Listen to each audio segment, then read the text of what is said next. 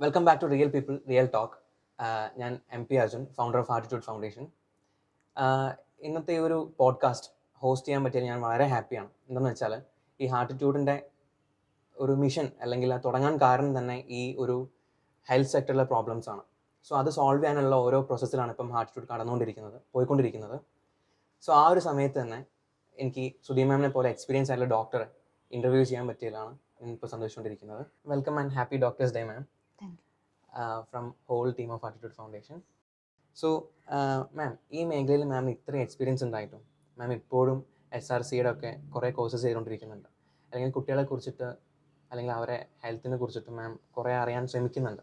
ആ ഒരു മാമിൻ്റെ ഒരു ഫയർ അല്ലെങ്കിൽ ആ ഒരു ക്രേസ് കൊണ്ടാണ് ഞങ്ങളിപ്പോൾ മാം ഇൻ്റർവ്യൂ ചെയ്യാൻ അത്രയും ആഗ്രഹിച്ചിട്ട് മാമിൻ്റെ അടുത്ത് എത്തിയിരിക്കുന്നത്. സോ മാം എന്തുകൊണ്ടാണ് ഈ പ്രൊഫഷൻ തിരഞ്ഞെടുക്കാൻ കാരണം? അല്ലെങ്കിൽ ഡോക്ടർ ആവാൻ മാമിന് പണ്ടേ ആഗ്രഹം ഉണ്ടായിരുന്നു, അല്ലെങ്കിൽ എന്നൊരു ജസ്റ്റ് ഒരു ബേസിക് ഔട്ട്ലൈൻ പറഞ്ഞുതരാമോ?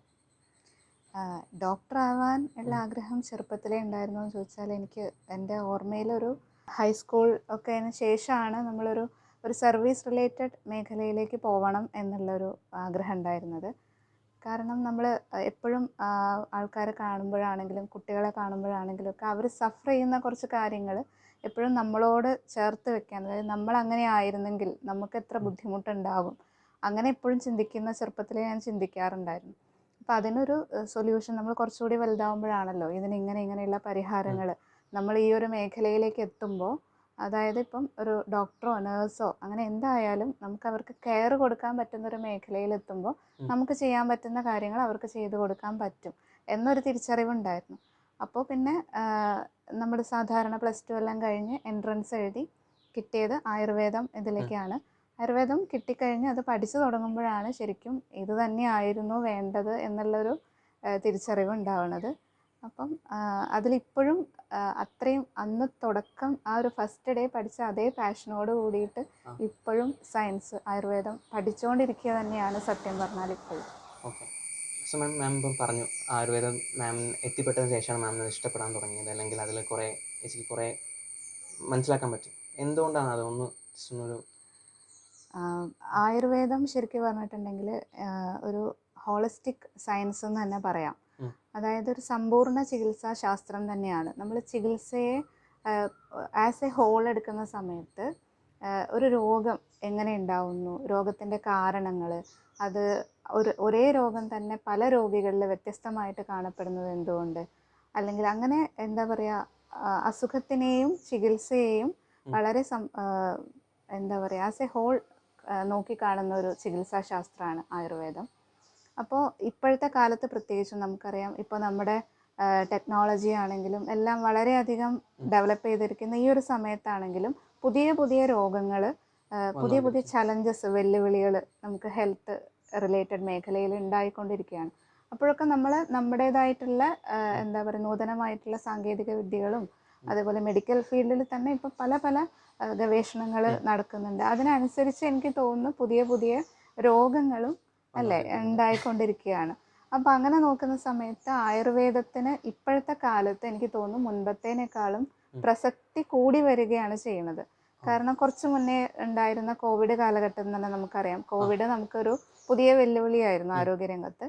പക്ഷേ നമ്മൾ ആയുർവേദ മേഖലയിൽ എനിക്ക് തോന്നുന്നു ഗവൺമെൻറ് ഡിസ്പെൻസറികളാണെങ്കിലും ആശുപത്രികളാണെങ്കിലും സ്വകാര്യ ചികിത്സകരാണെങ്കിലും കോവിഡ് എന്ന് പറയുന്ന അസുഖത്തിനെ വളരെ ഫലപ്രദമായിട്ടുള്ള രീതിയിൽ നമ്മൾ കൈകാര്യം ചെയ്തിട്ടുണ്ട്. അതായത് കോവിഡിൻ്റെ ഒരു ഇമ്മ്യൂണിറ്റി ബേസ്, അതായത് വരാതിരിക്കാൻ ഉള്ള പ്രതിരോധ മാർഗങ്ങളിൽ ഊന്നിക്കൊണ്ടുള്ള ചികിത്സ വളരെ ഫലപ്രദമായിട്ട് നമുക്ക് കണ്ടിട്ടുണ്ട്. അതിൻ്റെ എനിക്ക് തോന്നുന്നു ഡാറ്റകളും എല്ലാ കാര്യങ്ങളും ഇപ്പോഴും അവൈലബിൾ ആണ്. അതായത് നമ്മൾ പ്രതിരോധ മരുന്ന് കൊടുത്തിട്ടുള്ള രോഗികളിൽ കോവിഡ് ബാധിച്ചവരുടെ എണ്ണം കമ്പാരിറ്റീവ്ലി കഴിക്കാത്തവരെ അപേക്ഷിച്ച് വളരെ കുറവാണ്. അതുപോലെ കോവിഡ് ഇനി ബാധിച്ചവരാണെങ്കിൽ കൂടി അതിൽ ഒരുപാട് സിവിയറിറ്റിയിലേക്ക് പോവാതെ സൈഡ് എഫക്ട്സും അതെ, അതായത് കോവിഡ് പല ഗ്രേഡിലാണല്ലോ അഫക്റ്റ് ചെയ്യുക. അപ്പം മരുന്ന് കഴിച്ചവരിൽ അത് അത്രയും സിവിയർ ആയിട്ടില്ല എന്നുള്ളതും ആയുർവേദത്തിൻ്റെ ആ ഒരു എന്താ പറയുക സ്വീകാര്യത അല്ലെങ്കിൽ അതിൻ്റെ ഒരു എഫക്റ്റീവ്നെസ് തെളിയിക്കുകയാണ് ചെയ്യുന്നത്. അപ്പോൾ നമുക്കത് കുറച്ചും കൂടി കോൺഫിഡൻസ് തരികയാണ്. വീണ്ടും നമ്മൾ ഇതെല്ലാം തന്നെ നമ്മുടെ ചികിത്സാശാസ്ത്രത്തിൽ ഉണ്ട് എന്നുള്ളതും നമുക്ക് ഒരുപാട് കാര്യങ്ങൾ ചെയ്യാനുണ്ട് എന്നുള്ളതും ആയുർവേദം വീണ്ടും വീണ്ടും ഇപ്പോൾ തെളിയിച്ചുകൊണ്ടിരിക്കുകയാണ്. മാം എവിടെയായിരുന്നു പഠിച്ചതൊക്കെ? ഞാൻ പഠിച്ചത് കണ്ണൂർ പറശ്ശിനിക്കടവ് ആയുർവേദ മെഡിക്കൽ കോളേജിൽ അതിനുശേഷം മാം ഇവിടെ കോഴിക്കോട് ഗവൺമെന്റ് ആയുർവേദ ഹോസ്പിറ്റലിൽ വർക്ക് വർക്ക് ഇപ്പൊ ചെയ്തിട്ടുണ്ടായിരുന്നു. മാം എനിക്ക് തോന്നുന്നു കോയമ്പത്തൂരുള്ള ഇപ്പോൾ RVS കോയമ്പത്തൂരാണ്, കോളേജിൽ RVS ആയുർവേദ മെഡിക്കൽ കോളേജിൽ മെഡിക്കൽ മെഡിക്കൽ ഓഫീസറാണ്. ഓഫീസറാണല്ലേ? അതെ. മാമിന് കോയമ്പത്തൂർ പോയ സമയത്ത് എങ്ങനെയാണ് അവിടുത്തെ എക്സ്പീരിയൻസ്? കോയമ്പത്തൂർ ഞാൻ ആദ്യമായിട്ടാണ് കേരളം വിട്ടിട്ട് ഒരു സ്ഥലത്ത് ജോലി ചെയ്യുന്നത്. നമ്മൾ യാത്രയുടെ ഭാഗമായിട്ട് ഒക്കെ പോയിട്ടുണ്ടെങ്കിൽ പോലും ജോലിയുടെ ഭാഗമായിട്ട് ആദ്യമായിട്ടാണ്. ഇപ്പം നമുക്ക് എപ്പോഴും നമ്മൾ കേരളമായിട്ട് കമ്പയർ ചെയ്തിട്ടാണല്ലോ നമ്മൾ അങ്ങനെ കാണുക. അപ്പോൾ തീർച്ചയായിട്ടും ഒരുപാട് വ്യത്യാസങ്ങളുണ്ട്. ഇപ്പോൾ സംസ്കാരങ്ങൾ, കൾച്ചർ ബേസ്ഡ് ഡിഫറൻസ് ഒരുപാടുണ്ട്. പോസിറ്റീവായിട്ടും നെഗറ്റീവായിട്ടും നമുക്കതിനെ കാണാം. പോസിറ്റീവായിട്ട് എനിക്ക് അവിടെ തോന്നിയിട്ടുള്ളത്, അവർ എല്ലാത്തിനെയും എന്താ പറയുക, വൺസ് അവർക്കത് വിശ്വാസമായി കഴിഞ്ഞാൽ അവരതിനെ പൂർണ്ണമായിട്ടും അക്സെപ്റ്റ് ചെയ്യാൻ തയ്യാറാണ്. അതായത് അവരതിലേക്ക്, നമ്മളിപ്പോൾ ചികിത്സയാണെങ്കിലും പൂർണ്ണമായിട്ട് അവർ നമ്മൾ പറയുന്ന കാര്യങ്ങളെല്ലാം തന്നെ അംഗീകരിച്ചുകൊണ്ട് അവർ, അപ്പോൾ അതിൽ നമുക്ക് കുറച്ചുകൂടി മാറ്റങ്ങൾ വരുത്താൻ പറ്റും. പിന്നെ നെഗറ്റീവ്സ് എന്തായാലും ഉണ്ടാവും, കാരണം നമ്മുടെ കേരളം പോലെയല്ല ഒരിക്കലും കേരളം വിട്ട് കഴിഞ്ഞാലുള്ളത്. കോയമ്പത്തൂരിൽ ഞാൻ കുറച്ച് ഇതുപോലത്തെ സ്ലമ്മുകൾ കണ്ടിട്ടുണ്ട്. അവിടെയുള്ള സ്ലം ഏരിയയിലൊക്കെ കണ്ട ആൾക്കാരുടെ ഇമ്മ്യൂണിറ്റി ഭയങ്കര ഡിഫറെൻ്റ് ആയിരുന്നു. അതിപ്പം കേരളത്തിലൊരു അവസ്ഥ നോക്കുകയാണെങ്കിൽ ഇപ്പം എനിക്ക് തോന്നുന്നു ഈ പുതിയ അമ്മമാർ അല്ലെങ്കിൽ ഇപ്പോഴത്തെ ജനറേഷനിലുള്ളവർക്ക് പല ഹോർമോണൽ ചേഞ്ചസും വരുന്നുണ്ട്. ഭക്ഷണ കാര്യങ്ങൾ കൊണ്ടും അല്ലെങ്കിൽ അവരുടെ ജീവിതശൈലി രോഗങ്ങളൊക്കെ പറയുള്ളൂ. അതും അവിടെ ഈ സ്ലമ്മുകളിൽ ജീവിച്ചു വന്നിരുന്ന അല്ലെങ്കിൽ വളർന്ന കുട്ടികളുടെ ഇമ്മ്യൂണിറ്റി ഭയങ്കര ഡിഫറൻസ് ഉണ്ട് അല്ലേ? അതെന്തുകൊണ്ടായിരിക്കും? ഓഫ് കോഴ്സ് നമ്മൾ ഇമ്മ്യൂണിറ്റി അല്ലെങ്കിൽ രോഗപ്രതിരോധ ശേഷി എന്ന് പറയുന്നതിൻ്റെ ബേസിക് ആയിട്ടുള്ള ഫാക്ടർ എന്ന് പറയുന്നത് നമ്മുടെ ആഹാരം, ജീവിത ശൈലി, ഇത് രണ്ടുമാണ്. രണ്ടിനെയും ബേസ് ചെയ്തുകൊണ്ട് തന്നെയാണ് ഒരാളുടെ ശരീരത്തിൽ ഇമ്മ്യൂണിറ്റി ഡെവലപ്പ് ചെയ്ത് വരുന്നത്. ആഹാരം എന്ന് പറയുന്ന സമയത്ത് ആഹാരത്തിനെ പറ്റിയിട്ട് ആയുർവേദത്തിൽ വളരെ വൈഡായിട്ടുള്ള കൺസെപ്റ്റാണ്. അതായത് ഓരോ ദേശത്തിനനുസരിച്ചിട്ടും ഓരോ കാലത്തിനനുസരിച്ചിട്ടും വ്യത്യസ്തമായിട്ടുള്ള ആഹാര രീതികൾ ഉണ്ടാവും. ഇപ്പം നമ്മുടെ കേരളത്തിനെ സംബന്ധിച്ച് കുറച്ചുകൂടി കോസ്റ്റൽ ഏരിയ ആണ്. അപ്പോൾ നമ്മൾ ഇവിടുത്തെ കാലാവസ്ഥയ്ക്ക് അനുസരിച്ചിട്ടുള്ള ഭക്ഷണമാണ് നമ്മൾ കുറച്ച് കാലങ്ങളായിട്ട് ഫോളോ ചെയ്തു വരുന്നത്. ഇപ്പോൾ ഇവിടെ നമുക്കറിയാം ഈ അരി ആഹാരം, കാർബോഹൈഡ്രേറ്റ് കൂടുതലായിട്ടുള്ള ഭക്ഷണം, ഇപ്പം അതിൽ കുറേ മാറ്റങ്ങൾ വന്നു തുടങ്ങുന്നുണ്ട്. എന്നാൽ പോലും അതാണ് നമുക്ക് സാത്മ്യമായിട്ട്, നമ്മുടെ ശരീരത്തിന് സാത്മ്യമായിട്ടുള്ളത് അതാണ്, ആ ആഹാരമാണ് നമ്മൾ ഫോളോ ചെയ്യുന്നത്. അത് പക്ഷേ കുറച്ച് അപ്പുറത്തേക്ക് പോകുന്ന സമയത്ത് അവരുടെ ദേശത്തിനനുസരിച്ചിട്ടുള്ള വ്യത്യാസം ആഹാരത്തിലും ഉണ്ടാവാം. പക്ഷേ ഈ പറയുന്ന പ്രതിരോധ ശേഷിയിൽ വരുന്ന വ്യത്യാസം എന്തുകൊണ്ടാണെന്ന് വെച്ചിട്ടുണ്ടെങ്കിൽ അവരുടെ ശരീരത്തിന് ആവശ്യമായിട്ടുള്ള പോഷകങ്ങൾ കിട്ടാതെ വരുന്ന സമയത്ത്, അല്ലെങ്കിൽ പോഷകങ്ങൾ ശരിയായ അളവിലല്ലാതെ, രണ്ട് രീതിയിലാണല്ലോ പോഷകാഹാരക്കുറവ് അല്ലെങ്കിൽ ഒന്നുകിൽ പോഷകാഹാരക്കുറവ് എന്ന് പറയും, അല്ലെങ്കിൽ അമിത പോഷണം, ശരിയായ അളവിലല്ലാതെ പോഷണം. അപ്പോൾ ഇത് രണ്ടും നമ്മുടെ ഇമ്മ്യൂണിറ്റി, രോഗപ്രതിരോധ ശേഷിയെ ബാധിക്കുന്ന കാര്യങ്ങളാണ്. ഓക്കെ. അപ്പം ഇവിടെ കേരളത്തിൽ ഇപ്പം ഉള്ള അമ്മമാർക്ക് കുറേ രോഗങ്ങളുണ്ട്. സോ അത് ഭക്ഷണ ക്രമീകരണ മാറ്റങ്ങളോ അല്ലെങ്കിൽ എന്തുകൊണ്ടായിരിക്കും അവർക്ക് അങ്ങനെ ഒരു, അവരുടെ കെയർ അല്ലെങ്കിൽ അവരുടെ ആഹാരം എന്ന് പറയുമ്പോൾ നമുക്കറിയാം കാലങ്ങൾ കൊണ്ട് കുറേ മാറ്റങ്ങൾ നമ്മുടെ ആഹാര രീതിയിൽ വന്നിട്ടുണ്ട്. നമ്മുടെ ഈ ഗ്ലോബലൈസേഷൻ്റെ ഒക്കെ ഭാഗമായിട്ട് നമ്മൾ കുറച്ചും കൂടി എന്താ പറയുക, എല്ലാ രീതിയിലുള്ള ആഹാരം നമ്മൾ അറേബ്യൻ ആവട്ടെ, ചൈനീസ് ആവട്ടെ, നോർത്ത് ഇന്ത്യൻ ആവട്ടെ, എല്ലാം നമ്മൾ ഉണ്ടാക്കാനും അല്ലെങ്കിൽ പുറത്തു പോയി കഴിക്കാനും ഒക്കെ ഇഷ്ടപ്പെടുന്നവരാണ് പൊതുവെ മലയാളികൾ. അതായത് ഒരു ചേഞ്ച് എന്നുള്ള രീതിയിൽ അതെല്ലാം ഓക്കെയാണ്. പക്ഷേ അതിനോട് നമുക്കൊരു ശീലമായി വരുന്ന സമയത്ത് ചില ബുദ്ധിമുട്ടുകൾ നമുക്ക് ശരീരത്തിൽ ഉണ്ടാവാം. പ്രത്യേകിച്ചും ഇപ്പോൾ പ്രഗ്നൻറ്റ് ലേഡീസിനെ സംബന്ധിച്ചിട്ടാണെങ്കിൽ ഏറ്റവും കൂടുതൽ അവർക്ക് വരുന്ന കോംപ്ലിക്കേഷൻ, അതായത് ആഹാരം കൊണ്ടുള്ള ഒരു കോംപ്ലിക്കേഷൻ എന്ന് പറയുന്നത് പ്രമേഹം, അതായത് ഡയബറ്റിസ് മെല്ലിറ്റസ് എന്ന് പറയും. പ്രമേഹ രോഗ സാധ്യത ഇപ്പോൾ കൂടുതലായിട്ട് കണ്ടുവരുന്നുണ്ട്. അപ്പോൾ അതും ഈ പറയുന്ന ആഹാര രീതിയിലുള്ള വ്യത്യാസമാണ്. അതായത് ബിഫോർ പ്രഗ്നൻസി അവർക്ക് ഈ പറയുന്ന, നമുക്കറിയാലോ, അതായത് പ്രഗ്നൻ്റ് ആവുന്നതിന് മുൻപ് നമുക്ക് ശരീരം കുറച്ചുകൂടി ഹെൽത്തി ആയിട്ട് ഇരിക്കുക എന്നുള്ളത് വളരെ ഇമ്പോർട്ടൻ്റ് ആണ്. അതിൽ ആഹാരവും നമ്മുടെ ലൈഫ് സ്റ്റൈലും വ്യായാമം, ഇത് രണ്ടും വളരെ പ്രധാനപ്പെട്ടതാണ്. അപ്പോൾ കുട്ടികളെ സംബന്ധിച്ച് എനിക്ക് തോന്നുന്നു ഒരു +2 കഴിഞ്ഞ് പിന്നെ ഒരു ഡിഗ്രി എല്ലാം കഴിഞ്ഞ് ആ ഒരു വിവാഹപ്രായം ആവുന്ന സമയത്ത് അവർ വളരെ ബിസിയാണ്. എന്താ പറയുക, ഒരു ലൈഫ് സ്റ്റൈൽ മോഡിഫിക്കേഷനുള്ള ഒരു ടൈമൊന്നും അവർക്ക് ശരിക്കും കിട്ടുന്നില്ല. രാവിലെ മുതൽ വൈകുന്നേരം വരെ സ്കൂൾ കാലഘട്ടം കഴിഞ്ഞാലും പിന്നെയും തിരക്കാണല്ലോ. അപ്പം നമുക്ക് ചിലപ്പോൾ സമയം തെറ്റി ഭക്ഷണം കഴിക്കുക, ഉം. അല്ലെങ്കിൽ ഭക്ഷണം കഴിക്കാതിരിക്കുക, ബ്രേക്ക്ഫാസ്റ്റ് സ്കിപ്പ് ചെയ്യുക, ഉം. ഇതെല്ലാം ആ ഒരു പ്രായത്തിലുള്ള പെൺകുട്ടികളിൽ കണ്ടുവരുന്നതാണ്. ഉം. ബ്രേക്ക്ഫാസ്റ്റുകളെല്ലാം സ്കിപ്പ് ചെയ്യുന്ന സമയത്ത് ഒരുപാട് പ്രശ്നങ്ങൾ വരാം. ഹോർമോണൽ ചേഞ്ചസ് വരാം. പിന്നെ ഈ പറയുന്ന പോലെ കരൾ രോഗങ്ങൾ, ഉം. ഫാറ്റി ലിവറിൻ്റെ ഒക്കെ മെയിൻ കാരണം ബ്രേക്ക്ഫാസ്റ്റ് സ്കിപ്പ് ചെയ്യുന്നതാണ് ഇപ്പോൾ.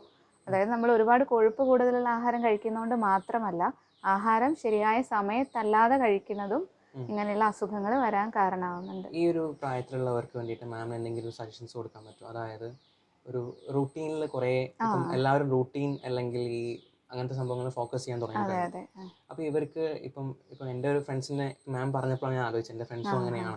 അപ്പോൾ അവർക്ക് വേണ്ടി ഒരു സജഷൻസ് കൊടുക്കാൻ പറ്റും? അതായത് രാവിലെ എഴുന്നേൽക്കുന്നത് ഒരു ശരിക്കും പറഞ്ഞിട്ടുണ്ടെങ്കിൽ ആയുർവേദത്തിൽ ദിനചര്യ എന്ന് പറയുന്ന ഒരു സംഭവം, അതായത് ഒരു ഡെയിലി റൂട്ടീൻ എങ്ങനെയാവണം എന്ന് കൃത്യമായിട്ട് പറയുന്നുണ്ട്. അത് നമ്മുടെ ആരോഗ്യത്തിന് ഏറ്റവും ആവശ്യമുള്ള, ഏറ്റവും ബേസിക് ആയിട്ട് ഒരാൾ ഹെൽത്തി ആയിട്ടിരിക്കാൻ വേണ്ടിയിട്ട് ഒരു ദിവസം തുടങ്ങിക്കഴിഞ്ഞാൽ എന്തൊക്കെ ചെയ്യണം, അതായത് എഴുന്നേൽക്കുന്നത് മുതൽ.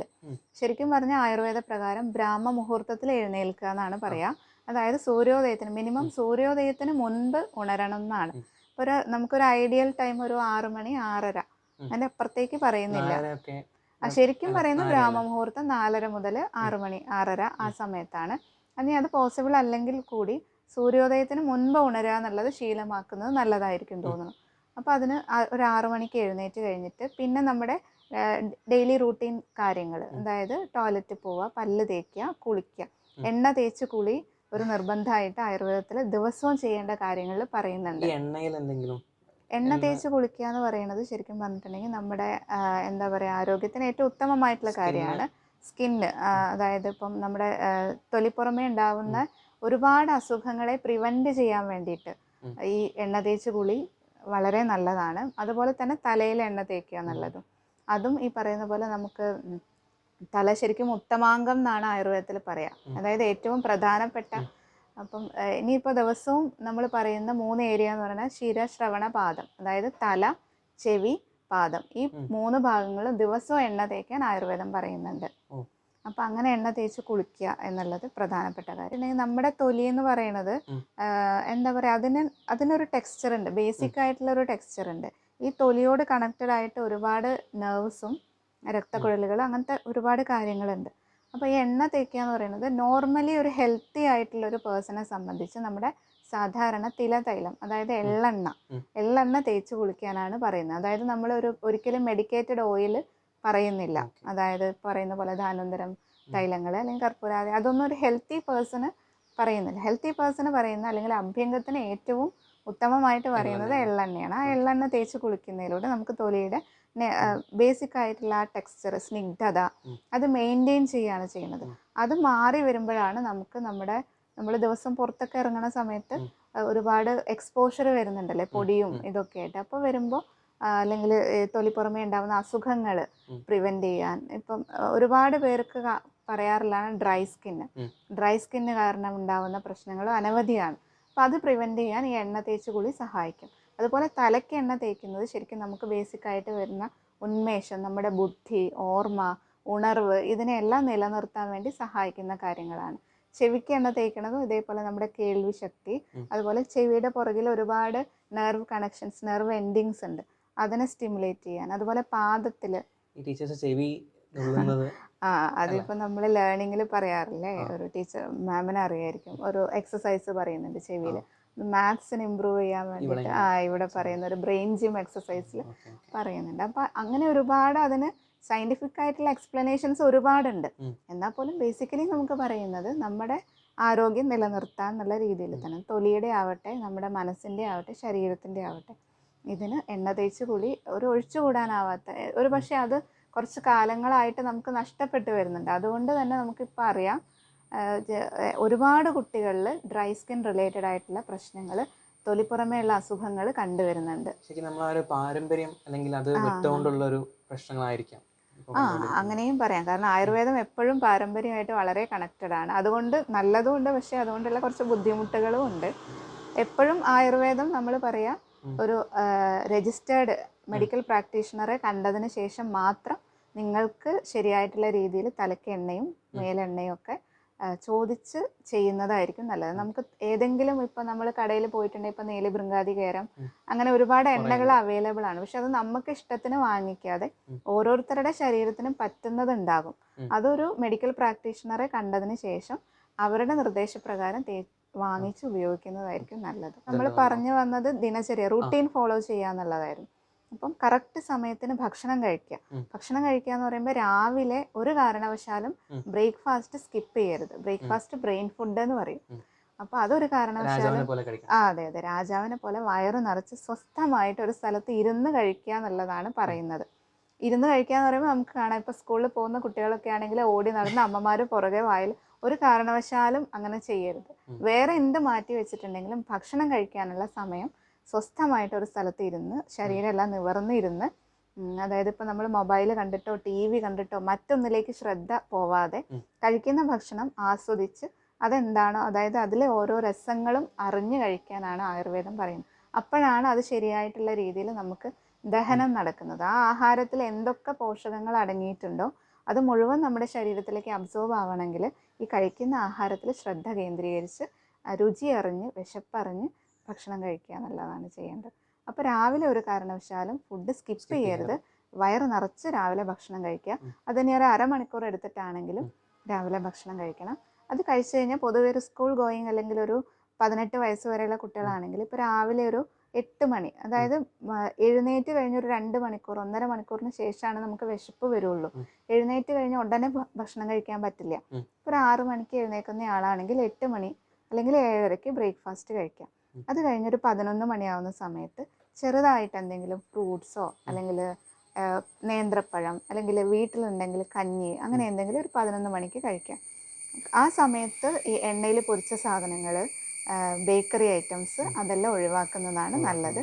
വയറിന് അത് പ്രശ്നമാണ്. അതുകൊണ്ട് ആ സമയത്ത് അത് കഴിച്ചതിന് ശേഷം ഒരു 1 മണി 1:30 സമയത്ത് ഉച്ചയ്ക്കുള്ള ഭക്ഷണം അത് നമ്മൾ പറയുന്ന പോലെ നമുക്കിവിടെ നമുക്ക് ശീലമായിട്ടുള്ളത് ചോറാണ്. ഇപ്പോൾ ഞാൻ പറയുകയാണെങ്കിൽ ഒരു 18-20 വയസ്സ് വരെ നമ്മുടെ ശരീരം നല്ലോണം ഡെവലപ്പ് ചെയ്തുകൊണ്ടിരിക്കുന്ന നമ്മുടെ ശരീരത്തിൻ്റെ ഉള്ളിലെ ഓരോ അവയവങ്ങളും ഈ സമയത്ത് നമുക്ക് പ്രോട്ടീൻ ആണെങ്കിലും കാർബോഹൈഡ്രേറ്റ് ആണെങ്കിലും നമുക്ക് ആവശ്യമുണ്ട്. അപ്പോൾ അതിനനുസരിച്ചിട്ടുള്ള നമ്മൾ അതിന് ആ പ്രായത്തിലൊരു ഡയറ്റിങ് വേണോ എന്നുള്ളത് അക്കോർഡിംഗ് ടു ദ പേഴ്സൺ ആണ്. ചിലർക്ക് BMI കൂടുതലായിട്ട് മൈൽഡ് ഒബീസിറ്റി ലക്ഷണങ്ങളിലേക്ക് പോകുന്നവർ ഈ പറയുന്ന പോലെ ചോറ് കുറച്ചിട്ട് കഴിക്കാം. പക്ഷെ പൊതുവേ നമ്മളൊരു 18 കോളേജിലെല്ലാം പോകുന്ന കുട്ടികളാണെങ്കിൽ അവർ എപ്പോഴും ഹാർഡ് വർക്കിംഗ് ആയിരിക്കില്ലേ, ഒരു സെഡൻറ്ററി ലൈഫ് അല്ലാത്തവരാണെങ്കിൽ ഈ പറയുന്ന പോലെ ഉച്ചയ്ക്ക് ചോറ്, പച്ചക്കറികൾ കൂടുതലായിട്ട് നമ്മളതിൽ പല രീതിയിൽ പറയും. ഇപ്പോൾ ഉപ്പേരികളാണെങ്കിലും കറികളാണെങ്കിലും ഇപ്പോൾ ഈ വള്ളിയിലുണ്ടാവുന്നത് ഇളവൻ, മത്തൻ, പടവലങ്ങ, വെള്ളരി ഇതിലേതെങ്കിലും ഒന്ന്, മോര് കറി, ഇതെല്ലാം നല്ലതാണ്. പിന്നെ പച്ചക്കറികൾ ക്യാരറ്റ്, ബീട്രൂട്ട്, പാവയ്ക്ക, കൈപ്പക്ക എന്ന് ഇവിടെ പറയുന്നത്, ബീൻസ് ഇതെല്ലാം ഉൾപ്പെടുത്തണം. അപ്പോൾ ഈ ബീൻസ്, പാവയ്ക്ക ഇതിലെല്ലാം അയൺ കണ്ടന്റ് നല്ലോണം അടങ്ങിയിട്ടുണ്ട്, കയ്പുള്ള. ഇപ്പോൾ മുരിങ്ങയുടെ ഇല, അപ്പോൾ ഇതെല്ലാം എല്ലാം കൂടിയെന്നല്ല, ഓരോന്നും ഓരോ ദിവസം ഉൾപ്പെടുത്തുന്നത് നല്ലതാണ്. ക്യാരറ്റ്, ബീട്രൂട്ടൊക്കെ ആണെങ്കിലും വൈറ്റമിൻ എയുടെ നല്ല ഒരു സോഴ്സാണ്. അപ്പം ഈ ഒരു പ്രായത്തിൽ കുട്ടികൾക്ക് വൈറ്റമിൻ എ നല്ലോണം ആവശ്യമുണ്ട്. അപ്പോൾ അതും ഇതേപോലെ ഉൾപ്പെടുത്തുക എന്നുള്ളത്. പിന്നെ വൈകുന്നേരം ഒരു 4 മണിയാവുമ്പം എന്തെങ്കിലും ചെറുതായിട്ട്, അത് ചായ, എണ്ണയിൽ പൊരിച്ച കടിയെല്ലാം ഒഴിവാക്കി പകരം നമുക്ക് റീപ്ലേസ് ചെയ്യാം. വേണ്ടാന്നല്ല, പകരം നമുക്കിപ്പോൾ മുത്താറിയുടെ അട, മുത്താറിയൊക്കെ ഈ പ്രായത്തിലുള്ള കുട്ടികൾക്ക് വളരെ നല്ലതാണ്. മുത്താറിയുടെ അട അല്ലെങ്കിൽ ഗോതമ്പിൻ്റെ അട, അതല്ലെങ്കിൽ ചെറുപയർ പോലുള്ള ധാന്യങ്ങൾ പുഴുങ്ങിയത്, അതിൽ പ്രോട്ടീൻ്റെ നല്ലൊരു സോഴ്സാണ്. അപ്പോൾ 4 മണിക്ക് അത് കഴിക്കാം. അത് കഴിഞ്ഞ് രാത്രി ഐഡിയൽ ടൈം പറയുന്നത് ഒരു 7:30. ശരിക്കും പറഞ്ഞിട്ടുണ്ടെങ്കിൽ സൂര്യാസ്തമയത്തിന് മുന്നേ ആണ് പറയുക. ഏറ്റവും നല്ലത് ഒരു 7:30 മുന്നേ രാത്രിയിലെ ഫുഡ് കഴിക്കുക. ഫുഡ് അത് ലൈറ്റായിട്ട്, രാത്രിയിൽ വളരെ ലൈറ്റായിട്ടാണ് കഴിക്കേണ്ടത്. കാരണം രാത്രിയിൽ നമ്മുടെ ശരീരം റെസ്റ്റിൽ പോവുകയാണ്, നമ്മൾ ഉറങ്ങുകയാണല്ലോ ചെയ്യുന്നത്. അപ്പോൾ നമുക്ക് കൂടുതലായിട്ടുള്ള എനർജി ആവശ്യമില്ല. അപ്പോൾ വളരെ ലൈറ്റായിട്ട് ചപ്പാത്തിയോ അല്ലെങ്കിൽ ഈ പറയുന്ന മുത്താറിയുടെ ദോശയോ അല്ലെങ്കിൽ ഓട്സോ എന്താണെങ്കിലും അത് കഴിച്ച്, അല്ലെങ്കിൽ അതിൻ്റെ കൂടെ കുറച്ച് ഫ്രൂട്ട്സോ സാലഡ്സ് അധികമായിട്ട് കഴിച്ചിട്ട് 2 മണിക്കൂറിന് ശേഷം ഉറങ്ങാമെന്ന്. ഭക്ഷണം കഴിച്ച് കഴിഞ്ഞാൽ ഉടനെ ഉറങ്ങരുത്. രാത്രി ഫുഡ് കഴിച്ച് 2 മണിക്കൂർ ഗ്യാപ്പ് എടുത്തതിന് ശേഷം ഉറങ്ങുക. ഇങ്ങനെ ഒരു ഡയറ്റ് ഫോളോ ചെയ്യുന്ന സമയത്ത് നമുക്ക് ഒരുവിധം പ്രശ്നങ്ങളില്ലാതെ മുന്നോട്ട് പോകാൻ പറ്റും. നേരെ മറിച്ച് ഇപ്പം നമുക്ക് പുറത്ത് നോക്കിയാൽ അറിയാം, ഹോട്ടലുകളൊക്കെ ആണെങ്കിൽ വൈകുന്നേരങ്ങളിൽ അല്ലെങ്കിൽ രാത്രികളിൽ ആക്റ്റീവ് ആയിക്കൊണ്ടിരിക്കുന്ന ഹോട്ടലുകൾ കാണാം. നമ്മൾ ലേറ്റ് നൈറ്റ് ഫുഡെല്ലാം ഇപ്പം നമ്മുടെ ഒരു ഇതിൻ്റെ ഭാഗമായി മാറി, ട്രെൻഡായിട്ട് മാറി. വല്ലപ്പോഴും അതെല്ലാം കഴിക്കുന്നതുകൊണ്ട് പ്രശ്നമില്ല. പക്ഷെ അത് സ്ഥിരമാക്കുന്ന സമയത്ത് ഈ ഹൃദ്രോഗങ്ങൾ, കൊളസ്ട്രോള്, കിഡ്നിയുടെ അസുഖങ്ങൾ ഇതെല്ലാം കൂടുതലായിട്ട് വരാനുള്ള സാധ്യത കൂടുതലാണ്. കാരണം നമുക്കറിയാം ലേറ്റായിട്ട് ഫുഡ് കഴിക്കുമ്പോൾ നമുക്ക് പിന്നെ റെസ്റ്റ് ഇല്ലല്ലോ. നമ്മളിപ്പം ഉറങ്ങുകയാണെങ്കിലും നമ്മൾ ഫുഡ് കഴിച്ച് ഉടനെ കിടക്കുന്ന സമയത്ത് ഈ ഡൈജഷന് വേണ്ടി, ഈ കഴിച്ച ഫുഡ് ദഹനം നടക്കാൻ വേണ്ടി നമ്മുടെ ശരീരത്തിൻ്റെ ഉള്ളിലെ അവയവങ്ങളെല്ലാം ഫുള്ള് പണിയിലായിരിക്കും. നമ്മൾ കിടന്നുറങ്ങും. പക്ഷേ ഇപ്പോൾ വയറിൽ ദഹനം നടക്കണമെങ്കിൽ അവിടേക്ക് കൂടുതൽ ബ്ലഡ് പമ്പ് ചെയ്യുന്നത് ഹാർട്ടാണ്. അപ്പോൾ നമ്മൾ റെസ്റ്റ് ചെയ്യുന്ന സമയത്ത് നമ്മുടെ ഹാർട്ട് പണിയെടുത്തുകൊണ്ടിരിക്കുകയാണ് രാത്രിയിലും. അപ്പോൾ ഇങ്ങനെ ഓവർ ടൈം പണിയെടുത്താൽ ആരായാലും പണി മുടക്കും. അപ്പോൾ ഹൃദ്രോഗം പോലെയുള്ള സാധ്യതകൾ, അസുഖങ്ങൾ വരാനുള്ള സാധ്യതകൾ ഈ ലേറ്റ് നൈറ്റ് ഫുഡ് ശീലമാക്കുന്നവരിൽ കണ്ടുവരും. ഇതിലൊക്കെ ഈ സ്ക്രീൻ ടൈമിന്റെ ഇൻഫ്ലുവൻസ് എങ്ങനെ എന്തെങ്കിലും ഉണ്ടാവോ? ഈ രാത്രി കിടക്കുന്നതിന് മുന്നേ ഉള്ള സ്ക്രീൻ ടൈം? അത് ഓഫ് കോഴ്സ് സ്ക്രീൻ ടൈം എപ്പോഴും നമ്മളൊരു ഐഡിയൽ പറയുന്നത് ഒരു ദിവസം 1 hour ആണ് മാക്സിമം എല്ലാം പറയുന്നത്. അപ്പം അതന്നെ നമ്മൾ ഡിവൈഡ് ചെയ്തിട്ട് 2 hour എല്ലാം നമ്മൾ യൂസ് ചെയ്യുന്നതിന് കുഴപ്പമില്ല. പക്ഷെ നമ്മളെപ്പോഴും രാത്രി ഈ പറയുന്ന ബ്ലൂ ലൈറ്റ് ഉണ്ടല്ലോ, ഈ ബ്ലൂ ലൈറ്റ് നമ്മുടെ കണ്ണിനും ബ്രെയിനിനും എല്ലാം വളരെ പ്രശ്നമാണെന്നാണ് കാണിക്കുന്നത്. അപ്പോൾ ഒരിക്കലും കിടക്കുന്ന സമയത്ത് ഒരു കാരണവശാലും മൊബൈൽ ഫോണ് കാണുക അല്ലെങ്കിൽ വീഡിയോ വാച്ച് ചെയ്ത് ഇങ്ങനെ ഉറങ്ങുക എന്നുള്ള അതെല്ലാം വളരെ അപകടകരമായിട്ടുള്ളൊരു സംഭവമാണെന്നാണ് പറയുന്നത്. കണ്ണിനാണെങ്കിലും ശരി, നമ്മുടെ ബ്രെയിനിനാണെങ്കിലും ശരി, ചിന്തകളെ എഫക്റ്റ് ചെയ്യും. മാനസികമായിട്ടുള്ള പ്രശ്നങ്ങൾ നമ്മൾ ഇതുവരെ പറഞ്ഞിട്ടില്ല. അതെല്ലാം ഇതിൻ്റെ അപ്പുറത്തേക്ക് നമുക്ക് വിചാരിക്കാൻ പറ്റാത്ത പ്രശ്നങ്ങളാണ്. ഇപ്പം ഈ ഒരു ജനറേഷനിൽ നോക്കുകയാണെങ്കിൽ ഈ ഇപ്പം മാം എങ്ങനെ ചെയ്തെന്ന് പറഞ്ഞിട്ടുള്ള കാര്യങ്ങളുണ്ടല്ലോ, അങ്ങനെ ഇപ്പോൾ ഓൾറെഡി ചെയ്തുകൊണ്ടിരിക്കുന്ന അമ്മമാരുണ്ടാവും. ഈ ഇത് ഒരു റൂട്ടീനായി പോയി, അവർക്ക് ഓൾറെഡി കുറേ അസുഖങ്ങൾ വന്നു. ഈ അസുഖങ്ങളൊക്കെ ഓൾറെഡി ഉള്ള അമ്മമാർക്ക് ഇത് കുട്ടികൾക്കും ബാധിക്കില്ല അല്ലേ? അതെ, ബാധിക്കും. ഇപ്പം ഞാൻ നേരത്തെ പറഞ്ഞ പോലെ പ്രഗ്നൻസി ടൈമിൽ കൂടുതലായിട്ട് കണ്ടുവരുന്നത് പ്രമേഹം, രക്താതിസമ്മർദ്ദം, ഹൈപ്പർ ടെൻഷൻ എന്ന് പറയും, പിന്നെ അനീമിയ, അതുപോലെ ഒബീസ് ആയിട്ടുള്ള ആൾക്കാരിൽ അതിനോട് റിലേറ്റഡ് ആയിട്ടുള്ള ഫാറ്റി ലിവർ പോലുള്ള പ്രശ്നങ്ങൾ. അപ്പോൾ ഇതെല്ലാം പല തരത്തിലാണ് കുട്ടികളെ ബാധിക്കുന്നത്. പ്രമേഹ സാധ്യത ഇപ്പോൾ ഈ പറഞ്ഞ പോലെ ആഹാര രീതിയിലെല്ലാം വ്യത്യാസം വരികയും, അല്ലെങ്കിൽ ഒരു മൈൽഡ് ഒബീസ് ഒക്കെ ആയിട്ടുള്ള ലേഡീസ് അല്ലെങ്കിൽ ഫുഡ് കറക്റ്റ് കഴിക്കാതെ ഒക്കെ നമ്മുടെ ഇപ്പോഴത്തെ ഈ ലൈഫ് സ്റ്റൈൽ ഫോളോ ചെയ്തിട്ട് പ്രമേഹമുണ്ട് എന്നുണ്ടെങ്കിൽ അത് നമ്മൾ വളരെ ശ്രദ്ധിക്കേണ്ട ഒരു വിഷയമാണ് പ്രഗ്നൻസിയിൽ. കാരണം പ്രമേഹത്തിന് നമ്മൾ എന്താ പറയുക, പ്രമേഹം എന്തുകൊണ്ട് ഉണ്ടാവുന്നു എന്നുള്ളത് പറയേണ്ടി വരും. അപ്പോൾ അതായത് നമ്മൾ കഴിക്കുന്ന ഭക്ഷണം, നമ്മുടെ പാൻക്രിയാസിൽ ഇൻസുലിൻ എന്ന് പറയുന്ന ഒരു ഇതുണ്ട്. നമ്മൾ കഴിക്കുന്ന ഭക്ഷണം കാർബോഹൈഡ്രേറ്റ് നമ്മുടെ എത്തിക്കഴിഞ്ഞിട്ടുണ്ടെങ്കിൽ അത് ഗ്ലൂക്കോസായിട്ട് മാറുകയാണ് ചെയ്യുന്നത്. അപ്പം ആ ഗ്ലൂക്കോസ് നേരെ രക്തത്തിലേക്ക് പോവുകയാണ്. അപ്പോൾ രക്തത്തിൽ ഗ്ലൂക്കോസ് കൂടി ആ സമയത്ത്. അപ്പോൾ ഇത് ഒരു സിഗ്നൽ പോലെ പാൻക്രിയാസിൽ എത്തുകയും പാൻക്രിയാസ് ഇൻസുലിൻ എന്ന് പറയുന്നൊരു ഹോർമോൺ റിലീസ് ചെയ്ത്, ഈ ഇൻസുലിൻ എന്ന് പറയുന്ന ഹോർമോൺ ഈ ഗ്ലൂക്കോസിനെ ഡിവൈഡ് ചെയ്ത് നമ്മുടെ ശരീരത്തിലെ കോശങ്ങളിലേക്ക് എനർജി ആയിട്ട് മാറ്റുകയാണ് ചെയ്യുന്നത്. അപ്പോൾ എങ്ങനെ പ്രമേഹം ഉണ്ടാവണമെന്ന് വെച്ചിട്ടുണ്ടെങ്കിൽ ഒന്നുകിൽ ഈ ഇൻടേക്ക് കൂടുകയാണ് ചെയ്യുന്നത്. കഴിക്കുന്ന കാർബോഹൈഡ്രേറ്റിൻ്റെ അളവ് കൂടിയിട്ട് ഈ പറയുന്ന പാൻക്രിയാസിൻ്റെ ഇൻസുലിന് മാറ്റാൻ കഴിയുന്നതിലധികം ഗ്ലൂക്കോസ് ഉണ്ടാവുന്ന സമയത്ത് അത് എനർജി ആയിട്ട് മാറ്റാൻ പറ്റുന്നില്ല. അപ്പം രക്തത്തിൽ ഗ്ലൂക്കോസിൻ്റെ അളവ് കൂടുകയാണ് ചെയ്യുന്നത്. അപ്പോൾ ഇങ്ങനെ പ്രഗ്നൻസിയിൽ ഉണ്ടാവുന്ന സമയത്ത് അതിൻ്റെ കോംപ്ലിക്കേഷൻ എന്ന് പറഞ്ഞിട്ടുണ്ടെങ്കിൽ ജനിക്കുന്ന കുട്ടിയിലേക്ക് ചിലപ്പം ഈ പറയുന്ന ഡയബറ്റിസ്, അതായത് ടൈപ്പ് 2 ഡയബറ്റിസ് എന്നാണ് നമ്മളതിന് പറയാം. അത് ഡയബറ്റിസ് ഉണ്ടാവുക അത് ലേറ്റർ ലൈഫിലാണ് ഉണ്ടാവുക. പക്ഷേ ഡ്യൂറിങ് ഡെലിവറി എന്താ ഉണ്ടാവുക വെച്ചാൽ ചിലപ്പോൾ ഹൈപ്പോഗ്ലൈസീമിയ ഉണ്ടാവാൻ സാധ്യതയുണ്ട്. അതായത് പ്രഗ്നൻറ്റ് ലേഡീസിൽ ഗ്ലൂക്കോസ് കൂടുമ്പോൾ അവരുടെ ശരീരത്തിൽ ഇൻസുലിൻ അധികമായിട്ട് ഉൽപ്പാദിപ്പിക്കപ്പെടും. ഈ ഇൻസുലിൻ പ്ലാസൻ്റ വഴി കുട്ടിയുടെ ശരീരത്തിൽ എത്തിക്കഴിഞ്ഞിട്ടുണ്ടെങ്കിൽ കുട്ടിയുടെ ശരീരത്തിൽ ഉൽപ്പാദിക്കുന്ന ഗ്ലൂക്കോസിനെ ഇൻസുലിൻ മാറ്റും, എനർജി ആയിട്ട് കൂടുതലായിട്ട് മാറ്റും. അപ്പോൾ കുട്ടിക്ക് ഗ്ലൂക്കോസ് കുറയും.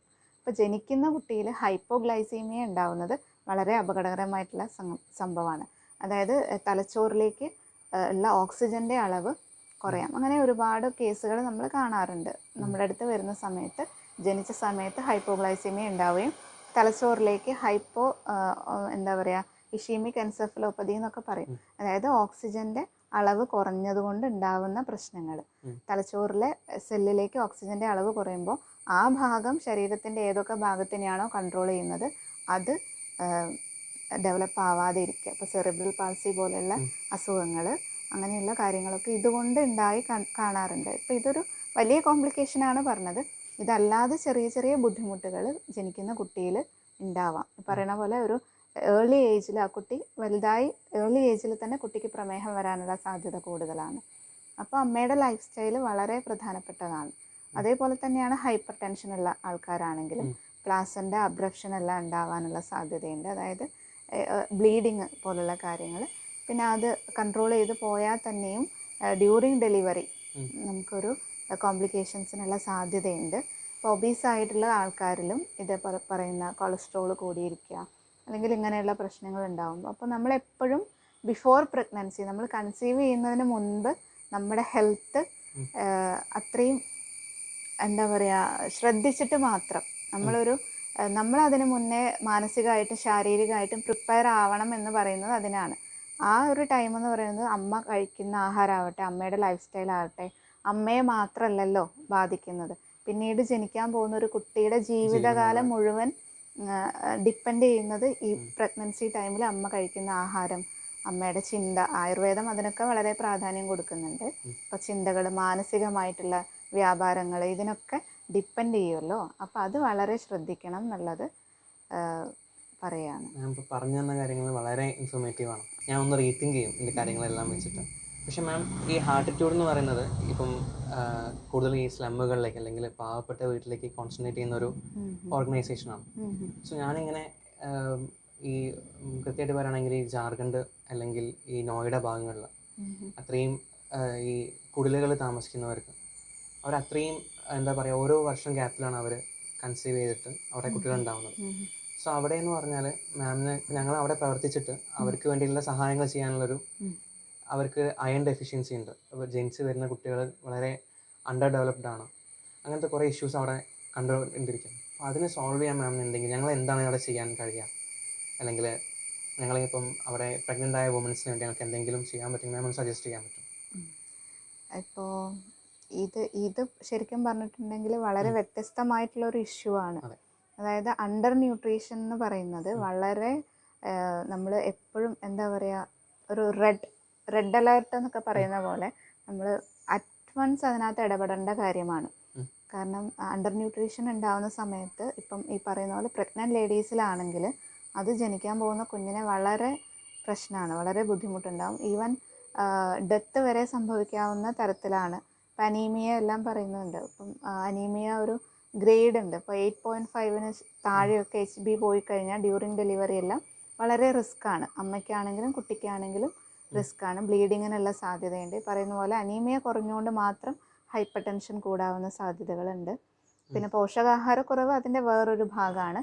എന്നാൽ പോലും കുട്ടി ഉണ്ടാവുക എന്നുള്ള സ്റ്റേജിനെ വരെ ത്രെട്ടണിങ് ആയിട്ടുള്ളൊരു സ്റ്റേജാണ് ഈ അണ്ടർ ന്യൂട്രീഷൻ കാരണം ഉണ്ടാകുന്ന അനീമിയ. കുട്ടി ഉണ്ടായതിന് ശേഷം, അതായത് ഈ ചലഞ്ച് ഓവർകം ചെയ്ത് കുട്ടി ഉണ്ടായാൽ പോലും കുട്ടിക്ക് ഉണ്ടാവുന്ന പോഷകാഹാരക്കുറവ്, അവർക്കുണ്ടാവുന്ന അസുഖങ്ങളും പല തരത്തിലായിരിക്കും ഉണ്ടാവുക. അപ്പോൾ എനിക്ക് തോന്നുന്നു അത് ഏറ്റവും നമ്മൾ വേര് മുതൽ തുടങ്ങാന്ന് പറയുന്ന പോലെ തന്നെ ഇപ്പോൾ ജനിച്ചു വീഴുന്ന കുട്ടികൾക്ക് ഈ പറയുന്ന ന്യൂട്രീഷണൽ സ്റ്റാറ്റസ് എങ്ങനെയാണെന്ന് നോക്കിയിട്ട്, അത് നമുക്ക് പല രീതിയിൽ അവൈലബിൾ ആണല്ലോ, അത് നോക്കിയിട്ട് അവരുടെ ലൈഫ് സ്റ്റൈലും ഈ പറയുന്ന ഫുഡ് ഇൻടേക്കും കറക്റ്റ് ചെയ്യാനുള്ള മാർഗങ്ങൾ ചെയ്യാന്നുള്ളതാണ് അതിനകത്ത്.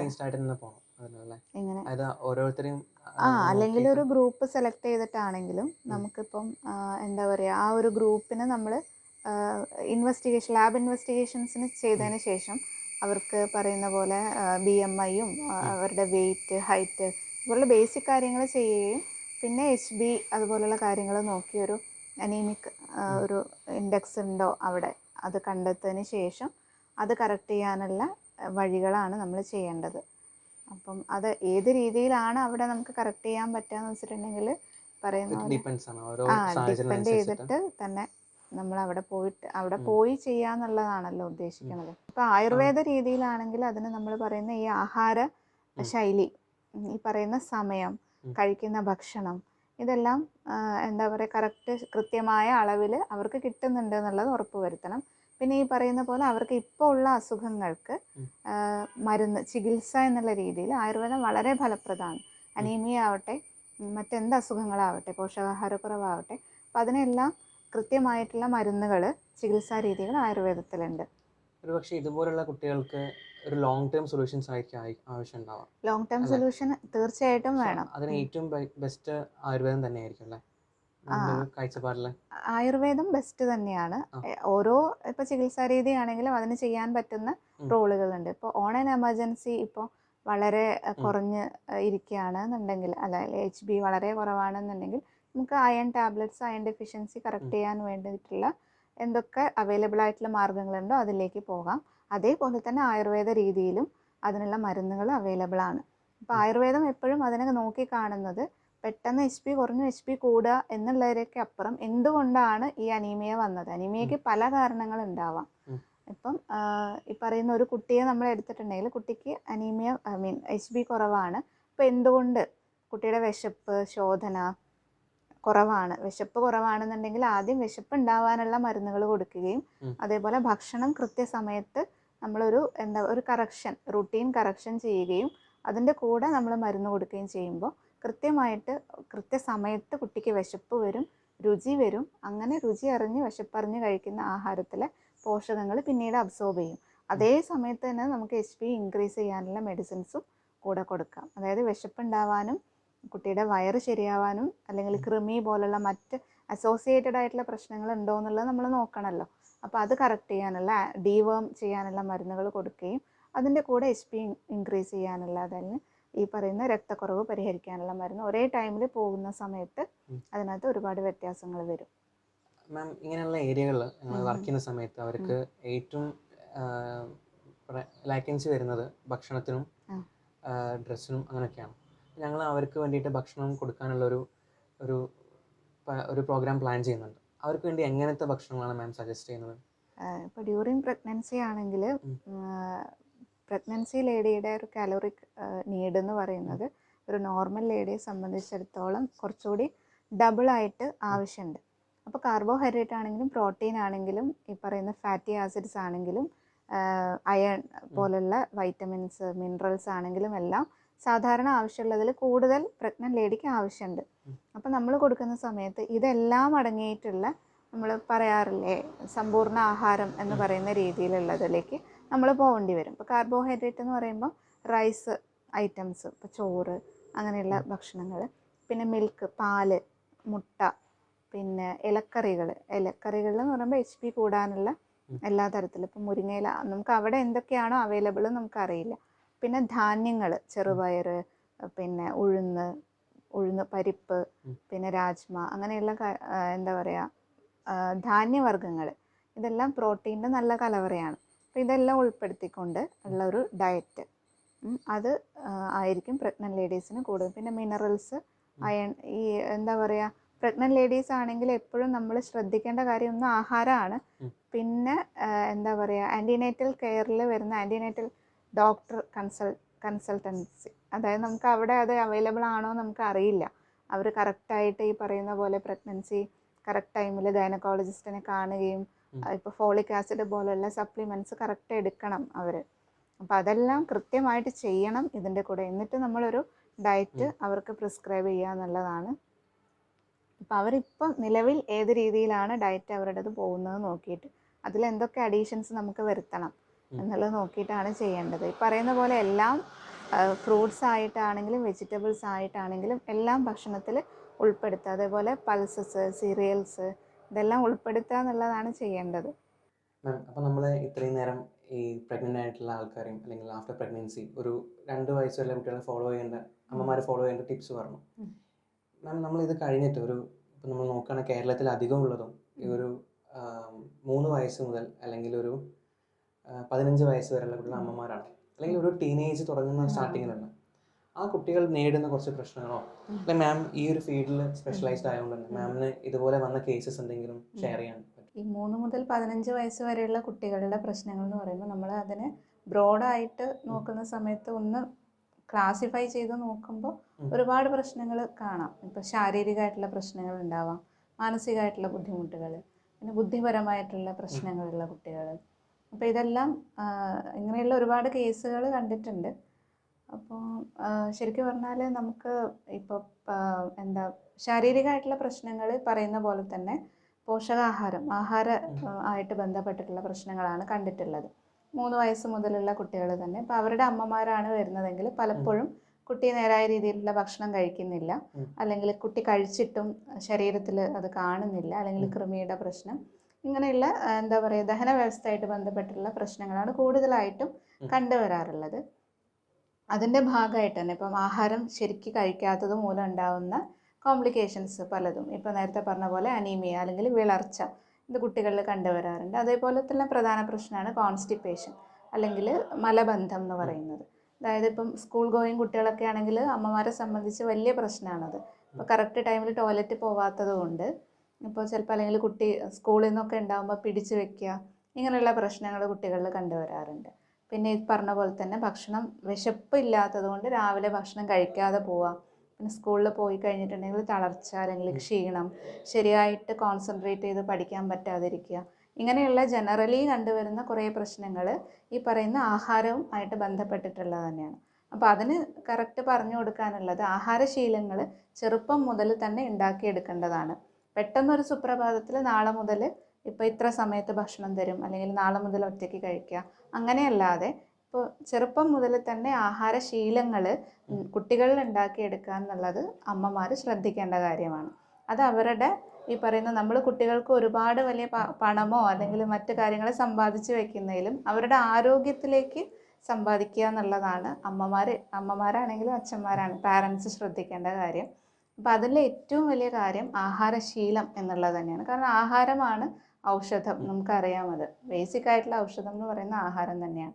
അപ്പോൾ ആഹാരശീലങ്ങളിൽ ഇപ്പോൾ നമുക്കറിയാം 2 വയസ്സ് അല്ലെങ്കിൽ 1.5 വയസ്സ് കഴിഞ്ഞാൽ കുട്ടി ഒരുവിധം ഇൻഡിപെൻഡൻ്റ് ആയി അല്ലെങ്കിൽ ഒരു വേറൊരു വ്യക്തി എന്നുള്ള രീതിയിലേക്കല്ലേ, അതുവരെ അമ്മയുടെയോ അച്ഛൻ്റെയോ സഹായം നടക്കാനും ഓടാനും ഒക്കെ വേണ്ടി വരുന്ന കുട്ടി 2 വയസ്സ് മുതൽ തന്നെ വേറെ തന്നെ ഒരാളായി എന്ന് നമുക്ക് പറയാം. അപ്പോൾ അത് അവനിലേക്ക് നമ്മൾ എങ്ങനെയാണ് എത്തിക്കുക എന്ന് പറഞ്ഞിട്ടുണ്ടെങ്കിൽ ഒറ്റയ്ക്ക് ഭക്ഷണം കഴിക്കാൻ തുടങ്ങുക എന്നുള്ളതാണ്. ഒരു 2.5 വയസ്സ് മുതൽ തന്നെ കുട്ടിയെ ഒറ്റയ്ക്ക് ഭക്ഷണം കഴിക്കാൻ നമ്മൾ വിടണം, നമ്മൾ വിട്ടുകൊടുക്കണം. അതാണല്ലോ നമ്മളിപ്പോൾ അംഗനവാടികളിലൊക്കെ 2.5 അല്ലെങ്കിൽ 3 വയസ്സ് മുതലല്ലേ അംഗനവാടികളിലേക്ക് വിടുന്നത്. അപ്പോൾ അവിടെ ഏറ്റവും കൂടുതൽ ശീലിപ്പിക്കുന്നത് കുട്ടിയെ ഭക്ഷണം കഴിപ്പിക്കുക, കൂടെയുള്ള മക്കളുമായിട്ട് കളിക്കുക, ഷെയർ ചെയ്യാൻ പഠിപ്പിക്കുക. അപ്പോൾ ഇതെല്ലാം നമ്മൾ വീട്ടിൽ നിന്ന് ശീലിപ്പിക്കേണ്ടത് 2 വയസ്സ് കഴിഞ്ഞാൽ കുട്ടി എല്ലാവരുടെയും കൂടെ ഒരുമിച്ച് ഭക്ഷണം കഴിക്കുക എന്നുള്ളതാണ്. ടൈം, അതായത് കുട്ടിക്ക് നമ്മൾ ഫ്രീക്വൻ്റ് ആയിട്ട് ഭക്ഷണം കൊടുക്കുന്നുണ്ടാവാം, അത് ശരിയാണ്. അല്ലാതെ നമ്മൾ വലിയ ആളുകൾ കഴിക്കുമ്പോൾ രാവിലെ ആണെങ്കിൽ എല്ലാവരും കഴിക്കുന്നതിൻ്റെ കൂടെ കുട്ടിക്കും ഒരു പാത്രം വെച്ച് കൊടുക്കുകയും അതിൽ ആഹാരം എന്താണോ കൊടുക്കുന്നത് അത് വെച്ച് കൊടുക്കുക. അപ്പോൾ ഇത് അച്ഛൻ്റെ പാത്രം, ഇത് അമ്മയുടെ പാത്രം, ഇത് മോൻ്റെ പാത്രം. അപ്പോൾ കുട്ടി അവിടെ എന്താണ്, അച്ഛനെയും അമ്മയെയും പോലെ തന്നെ ഞാനും ഒരു വ്യക്തി, ഈ കുടുംബത്തിൽ അല്ലെങ്കിൽ ഈ ഫാമിലിയിലെ ഒരു മെമ്പറാണ് ഞാനും. അപ്പോൾ അവനിലൊരു എന്താ പറയുക, ഒരു ഇൻഡിപെൻഡൻ്റ് ആയിട്ടുള്ളൊരു ബോധം വരികയാണ്. അല്ലെങ്കിൽ റെസ്പോൺസിബിലിറ്റിയുടെ ഉത്തരവാദിത്വത്തിൻ്റെ ഫസ്റ്റ് സ്റ്റെപ്പ് എന്ന് പറയുന്നത് ഒറ്റയ്ക്ക് ഭക്ഷണം കഴിക്കുക എന്നുള്ളത് തന്നെയാണ്. ഞാൻ നിലനിൽക്കണമെങ്കിൽ, ഞാൻ ജീവിക്കണമെങ്കിൽ ഞാൻ ഭക്ഷണം കഴിക്കണം. അവിടെയാണ് നമ്മൾ പറയുന്ന ഉത്തരവാദിത്വത്തിൻ്റെ ഫസ്റ്റ് മെസ്സേജ് നമ്മൾ കുട്ടികൾക്ക് കൊടുക്കുന്നത്, ഒറ്റയ്ക്ക് ഭക്ഷണം കഴിക്കുക. അപ്പോൾ നമ്മളിത് ചില പാരൻസിൻ്റെ അടുത്ത് പറയുമ്പോൾ അവർ പറയും അത് പിന്നെ ഡോക്ടറെ അവന് വെച്ച് കൊടുക്കുന്ന സമയത്ത് അവൻ അത് കുഴച്ച് കുറേ പുറത്ത് പോവും, പിന്നെ അത് ഞാൻ ക്ലീൻ ചെയ്യാൻ നിൽക്കണം, അപ്പം എനിക്ക് സമയം പോവും, എനിക്ക് സമയം ഉണ്ടാവില്ല. അതല്ലെങ്കിൽ അമ്മ, ഇപ്പോൾ സ്വന്തം അമ്മയാണെങ്കിലും ഹസ്ബൻഡിൻ്റെ അമ്മയാണെങ്കിലും പറയും, കണ്ടില്ലേ കുട്ടി അത് അവിടെയൊക്കെ ഇട്ട് വൃത്തികേടായി, അങ്ങനെ കുറ്റപ്പെടുത്തലുകൾ വരും, അപ്പം ഞാനത് വേഗം വാരി കൊടുക്കും, അപ്പോൾ കാര്യം കഴിഞ്ഞല്ലോ. അപ്പം നമ്മൾ പറയണത് ഉണ്ടാവാം, കുട്ടി നമ്മളെപ്പോലെ ഒരാളല്ല, അവൻ തുടങ്ങുന്നേ ഉള്ളൂ, അപ്പം മിസ്റ്റേക്സ് ഉണ്ടാവും. അപ്പോൾ കുഴച്ച് കഴിക്കാനൊന്നും ആയിട്ടുണ്ടാവില്ല. അപ്പം ഇങ്ങനെ വാരി കഴിക്കുമ്പോൾ കുറേ നിലത്ത് പോവും, സാരില്ല, അങ്ങനെ തന്നെയല്ലേ പഠിക്കുള്ളൂ. നിലത്ത് പോകുന്നത് നമ്മൾ അനുവദിച്ചു കൊടുക്കുക, തെറ്റുകൾ ചെയ്യാൻ നമ്മൾ പെർമിഷൻ കൊടുക്കുക, തെറ്റുകളിലൂടെയല്ലേ ശരിയിലേക്ക് വരുള്ളൂ. അപ്പം നമ്മൾ പെർമിഷൻ കൊടുത്ത് ശരി കുറച്ചൊക്കെ പുറത്ത് പോയി, പിന്നെ ബാക്കിയുള്ളത് വേണമെങ്കിൽ നമുക്ക് അവന് വാരി കൊടുക്കാം, അവൻ്റെ ഉള്ളിൽ ഭക്ഷണം എത്തണമല്ലേ.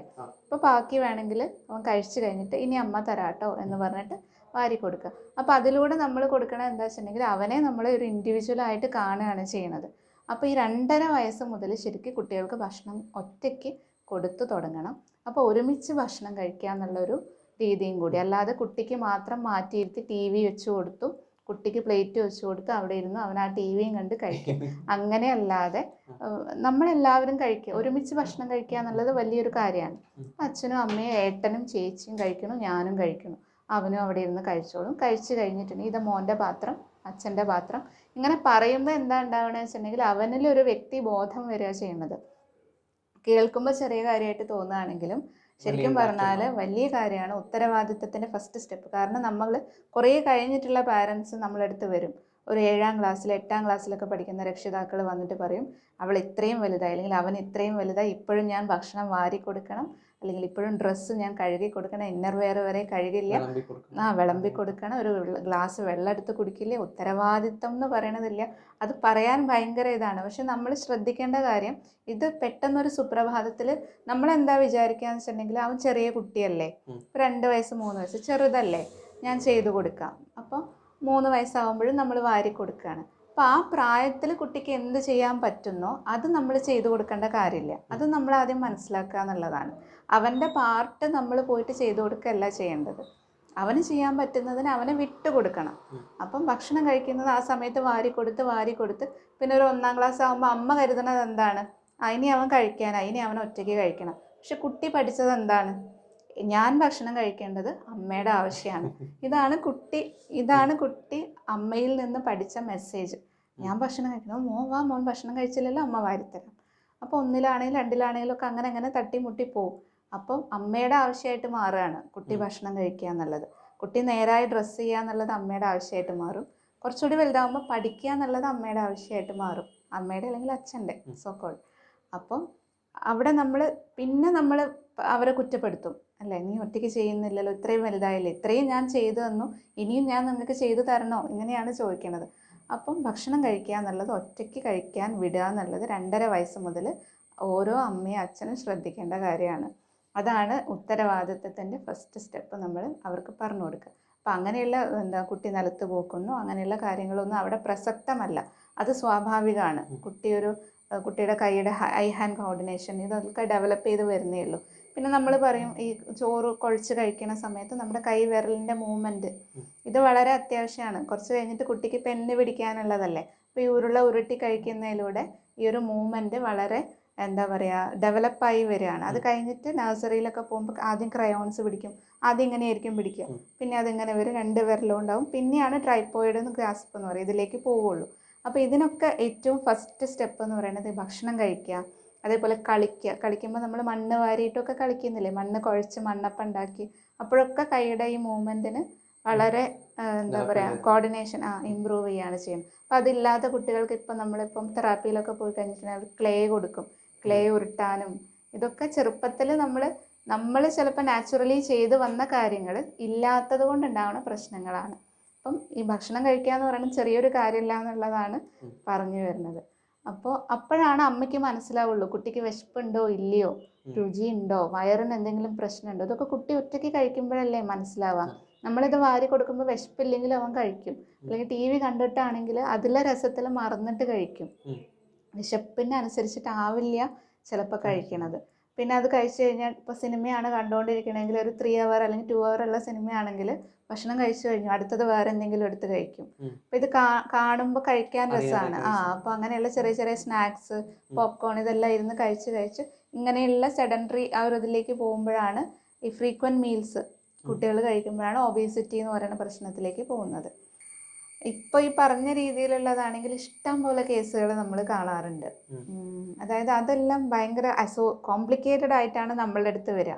പാരന്റ് പറയാ പഠിക്കുന്നില്ല, സ്വന്തം കാര്യങ്ങളൊന്നും ചെയ്യുന്നില്ല, എല്ലാത്തിനും നിർബന്ധിക്കണം, രാവിലെ എഴുന്നേക്കാൻ നിർബന്ധിക്കണം, സ്കൂളിൽ പോകാൻ നിർബന്ധിക്കണം, ഒന്നും സ്വയം ചെയ്യുന്നില്ല, പഠിക്കാൻ മാർക്ക് കുറവാണ്, അങ്ങനെ ഈ ഒരു കംപ്ലൈൻ്റ് ആയിരിക്കും വരും. അപ്പോൾ ഇതിൽ നിന്ന് നമ്മൾ വേർതിരിച്ചെടുക്കണം എന്തൊക്കെയാണ് ആക്ച്വലി ഉള്ള പ്രശ്നങ്ങൾ. അപ്പോൾ പാരൻറ്റിനോടും കുട്ടീനോടും നമ്മൾ വേറെ വേറെ തരത്തിൽ ചോദിക്കുന്ന സമയത്ത് കുറച്ചൊക്കെ പാരൻസ് സൈഡ് ആയിരിക്കും അവിടെ. ശരിക്കും മാം ഒരു ഡോക്ടറെ കൗൺസിലിംഗ്, ഡോക്ടർ എന്ന് പറയുന്നത് ശരിക്കും ഒരു ആയുർവേദ ഡോക്ടർ എന്ന് പറഞ്ഞാൽ ശരിക്കും കൗൺസിലിംഗ് അത് ഇപ്പോൾ പഠിക്കാത്ത ഇപ്പം സോക്കോൾഡ് കൗൺസിലിംഗ് പഠിക്കാത്തവരാണെങ്കിൽ പോലും ആയുർവേദം ശരിക്കും ഈ പറയുന്ന മരുന്നിനേക്കാൾ കൂടുതൽ ഡയറ്ററി ചേഞ്ചസ്, വ്യായാമം, നമ്മുടെ ആഹാരം ഇതിനൊക്കെ വളരെ പ്രാധാന്യം കൊടുക്കുന്നുണ്ട്. അപ്പോൾ ഇത് നമ്മുടെ മുന്നിൽ വരുന്ന രോഗീനെ പറഞ്ഞ് മനസ്സിലാക്കുക എന്ന് പറയുന്നത് ശരിക്കും കുറേ സമയം വേണ്ട ഒരു കാര്യമാണ്. അപ്പോൾ എന്തുകൊണ്ട് ആ രോഗിക്ക് ഇന്ന അസുഖം വന്നു, അതിന് രോഗിയായിട്ട് കാരണമുള്ള കുറേ കാര്യങ്ങളുണ്ടാവും. അതായത് രോഗിയുടെ ഭാഗത്തുള്ള മിസ്റ്റേക്ക് കൊണ്ടുള്ള കാരണങ്ങളുണ്ടാവും. ആ കാരണങ്ങളെ അവിടെ നിർത്തിക്കൊണ്ട് നമുക്ക് മരുന്ന് കൊടുക്കാൻ പറ്റില്ല.